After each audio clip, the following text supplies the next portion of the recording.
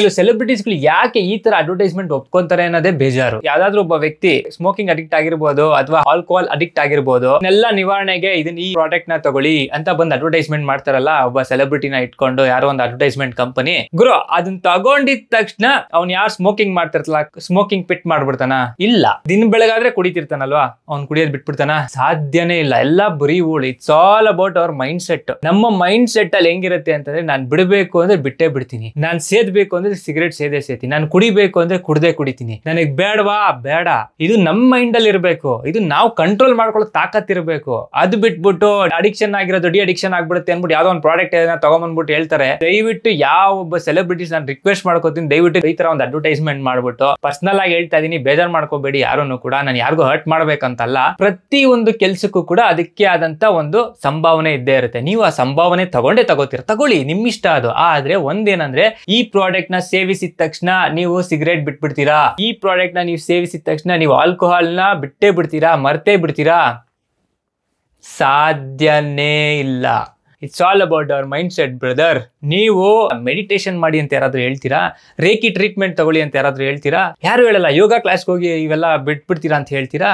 ಸಾಧ್ಯನೇ ಇಲ್ಲ. ಯಾಕೆ ಹೇಳಲ್ಲ? ಯೋಗದಲ್ಲಿ ನಿಮ್ಗೇನೋ ಲಾಭ ಇಲ್ಲ ಅದಕ್ಕೋಸ್ಕರ ಹೇಳಲ್ಲ. ರೇಕಿ ಕೋರ್ಸ್ ಕಲೀರಿ ಅಂತ ಯಾರಿಗಾದ್ರೂ ಹೇಳ್ತೀರಾ? ಹೇಳಲ್ಲ. ಯಾಕೆ? ನಿಮ್ಗೆ ಅದರಿಂದ ಏನೂ ಲಾಭ ಇಲ್ಲ. ಯಾರಾದ್ರೂ ನಿಮ್ಗೆ ರೆಫರಲ್ ಕಮಿಷನ್ ಕೊಡ್ತಾನ? ಇಲ್ಲ, ಕೊಡಲ್ಲ. ಸೆಲೆಬ್ರಿಟಿಗಳು ಬಂದ ತಕ್ಷಣ ಎಲ್ಲರೂ ಇನ್ಫ್ಲೂಯೆನ್ಸ್ ಆಗ್ತಾರೆ. ಯಾಕೆಂದ್ರೆ ಸೆಲೆಬ್ರಿಟಿನೇ ಒಬ್ಬ ಇನ್ಫ್ಲೂಯೆನ್ಸರ್. ನನ್ನ ಪರ್ಸನಲ್ ರಿಕ್ವೆಸ್ಟ್, ನನ್ನ ಬೈಕೊಂಡ್ರು ಪರವಾಗಿಲ್ಲ, ಅಮ್ಮ ಅಕ್ಕ ಅಂತ ಏನೇ ನೀವು ಕಾಮೆಂಟ್ ಮಾಡಿ, ನನ್ಗೇನು ಬೇಜಾರಿಲ್ಲ. ಎಲ್ಲರೂ ಅಷ್ಟೇ ಅವ್ರ ಕೆಲಸದ ಮೇಲೆ ಫೋಕಸ್ ಮಾಡ್ಕೊಂತಾರೆ. ಕರೆಕ್ಟಾ ಸರ್? ನೀವು ಯಾವ್ದೋ ಒಂದು ಪ್ರಾಡಕ್ಟ್ ನ ರೆಫರ್ ಮಾಡಿರ್ತೀರಲ್ಲ ಸರ್, ಅದು ತಗೊಂಡಿದ ತಕ್ಷಣ ಯಾವ ಒಂದಕ್ಕೆ ಅಡಿಕ್ಟ್ ಆಗಿದ್ನೋ, ಅಂದ್ರೆ ಸ್ಮೋಕಿಂಗ್ ಆಗ್ಲಿ ಅಥವಾ ಆಲ್ಕೋಹಾಲ್ಗೆ ಆಗ್ಲಿ ಅಡಿಕ್ಟ್ ಆಗಿರ್ತಾನಲ್ಲ, ಅದನ್ನ ಟಕ್ ಅಂತ ಅಡಿಕ್ಟ್ ಆಗ್ಬಿಡ್ತಾನ.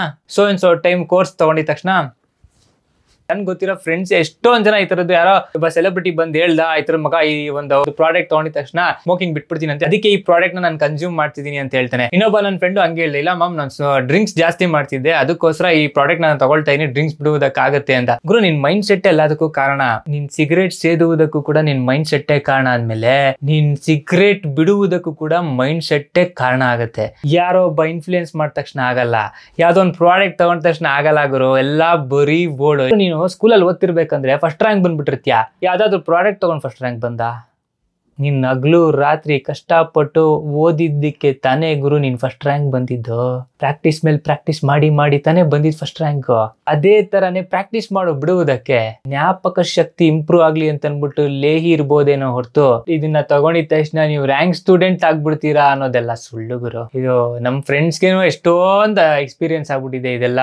ದಯವಿಟ್ಟು ಕೆಲವು ಸೆಲೆಬ್ರಿಟಿಗಳು, ಎಲ್ಲಾ ಸೆಲೆಬ್ರಿಟಿಗಳು ಹೇಳ್ತಾ ಇಲ್ಲ, ದಯವಿಟ್ಟು ಕ್ಷಮೆ ಇರಲಿ. ಯಾವ ಸೆಲೆಬ್ರಿಟಿಗೂ ನಾನು ಇಲ್ಲಿ ಟಾರ್ಗೆಟ್ ಮಾಡ್ತಾ ಇಲ್ಲ. ಟಿವಿ ನೋಡ್ತಿರುವಾಗ ಯಾವುದೋ ಒಂದು ಅಡ್ವರ್ಟೈಸ್ಮೆಂಟ್ ಬಂತು, ಅಡ್ವರ್ಟೈಸ್ಮೆಂಟ್ ಬಂದಾಗ ಯಾವುದೋ ಒಬ್ಬ ಸೆಲೆಬ್ರಿಟಿ ನೋನ್ ಫೇಸ್ ವ್ಯಕ್ತಿ ಈ ತರ ಬಂದು ಹೇಳ್ತಾ ಇದ್ದ, ಈ ತರ ಇದು ತಗೊಳ್ಳಿ ಒಳ್ಳೇದಾಗತ್ತೆ ಅದಾಗತ್ತೆ ಅಂತ. ಆಗಲ್ಲ ಸರ್, ಆಗದೇ ಇಲ್ಲ ಸರ್. ಸ್ಮೋಕಿಂಗ್ ಬಿಡಕ್ ಸಾಧ್ಯನೇ ಆಗಲ್ಲ, ಕಮ್ಮಿನೂ ಆಗಲ್ಲ ಸರ್. ಅದೇ ತರ ಡ್ರಿಂಕ್ಸ್ ಅಷ್ಟೇ, ಡ್ರಿಂಕ್ಸ್ ಬಿಡುವುದಕ್ಕೆ ಯಾವುದೋ ಒಂದು ಔಷಧಿ ಕೊಡ್ತಾರೆ ಅಂತ ಅನ್ಕೊಳ್ಳೋಣ, ಯಾವ್ದು ಆ ಡ್ರಿಂಕ್ಸ್ ಸಡನ್ ಬಿಡಕ್ ಸಾಧ್ಯನೇ ಇಲ್ಲ ಸರ್. ಅವ್ರು ಆಟೋಮೆಟಿಕ್ಲಿ ಮೈಂಡ್ ಸೆಟ್ ಹೋಗುತ್ತೆ. ನಮ್ಮ ನಡುವಿನ ಒಂದು ಎಕ್ಸ್ಪೀರಿಯನ್ಸ್ ನ ಶೇರಿಂಗ್ ಮಾಡ್ತಾ ಇದೀನಿ, ಎಕ್ಸ್ಪೀರಿಯನ್ಸ್ ಶೇರಿಂಗ್ ಅಂತನಾದ್ರೂ ಅನ್ಕೊಳ್ಳಿ. ಫ್ರೆಂಡ್ಸ್ ಆಗಿರ್ತಕ್ಕಂಥ ಎಕ್ಸ್ಪೀರಿಯನ್ಸ್ ಏನಿರುತ್ತೋ ಅದನ್ನ ಬಂದು ನನ್ನ ಹತ್ರ ಶೇರ್ ಮಾಡ್ಕೊಂಡಾಗ ನಾನು ನಿಮ್ಮ ಹತ್ರ ಆ ವಿಚಾರನ ಶೇರ್ ಮಾಡ್ತಿರ್ತೀನಿ. ಅದೇ ರೀತಿಯಿಂದ ಪ್ರಾಡಕ್ಟ್ ಆಗಲಿ, ಯಾವುದೊಂದು ದೊಡ್ಡ ಕಂಪನಿಗೆ ಆಗಲಿ ಅಥವಾ ಬ್ರ್ಯಾಂಡ್ ನೇಮ್ಗೆ ಆಗಲಿ, ನಾನು ಇಲ್ಲಿ ಯಾರಿಗೂ ಟಾರ್ಗೆಟ್ ಮಾಡ್ತಾ ಇಲ್ಲ ಅಥವಾ ಯಾವ ಸೆಲೆಬ್ರಿಟಿಗೂ ನಾನು ಟಾರ್ಗೆಟ್ ಮಾಡ್ತಾ ಇಲ್ಲ. ಜಸ್ಟ್ ಒಂದು ಸ್ಮಾಲ್ ರಿಕ್ವೆಸ್ಟ್ ಅಷ್ಟೇ ಹೇಳ್ತಾ ಇರೋದು. ನಾನು ಏನಾದ್ರು ಮಾತಾಡಿದ್ರಲ್ಲಿ ತಪ್ಪಿದೆ ಅಂತ ಅನ್ಸಿದ್ರೆ ದಯವಿಟ್ಟು ಕ್ಷಮೆ ಇರಲಿ. ಮತ್ತೆ ನಿಮ್ಮ ಮುಂದೆ ಬರ್ತೀನಿ. ಅಲ್ಲಿವರೆಗೂ